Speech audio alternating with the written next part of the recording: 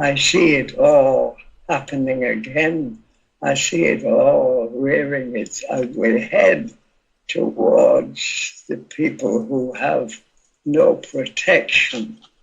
And I would just love to put a spoke in the wheel of these fancy politicians who think that it is their right and duty from the beginning of time to rule Britain, which it is not. I was born in 1923, and it was after I came out of the Air Force in 1947 or 8, that I first saw a doctor in Britain for the poor under that age group.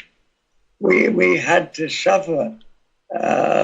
You couldn't have a hospital, a doctor, or a nurse. You just had to be satisfied with home remedies and hope that you wouldn't die.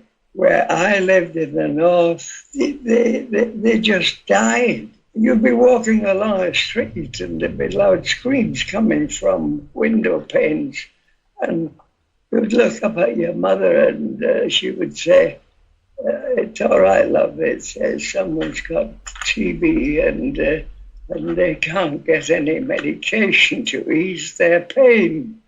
Every family in Yorkshire lost a son, a daughter, a mother, a father, and my family lost my sister from TB.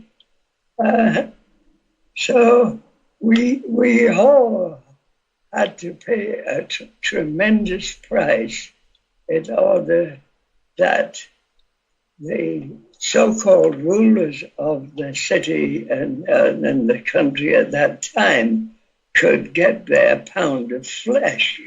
But we did win a short interval, I think probably no more than 20 years, less than that,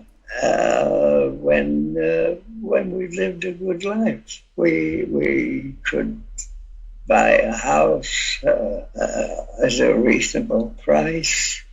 Today, I could cry for young people trying to be happy under conditions which we wouldn't have accepted at that time. It's just their way of trying to make the people who are employed, not necessarily making a good job, but that the ones who are not employed are the scroungers, the ones who don't want to work, which is ridiculous.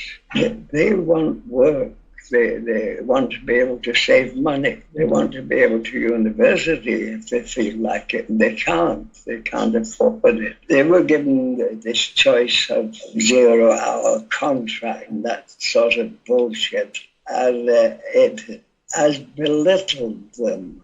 They feel that they are not worthy of a decent job. I don't know whether it's true or not, but at the time 0-hour contracts came out, they said even the Queen was using 0-hour contracts with her people. All we can hope, you and I, is that by constantly hammering at these people, trying to make sure that we can get all these young people and get out into the cities and towns in large protest groups in front of the parliaments and local governments and scream bloody blue murder and say, we've had enough of your bullshit. All we can see is poverty here and not a decent living standard.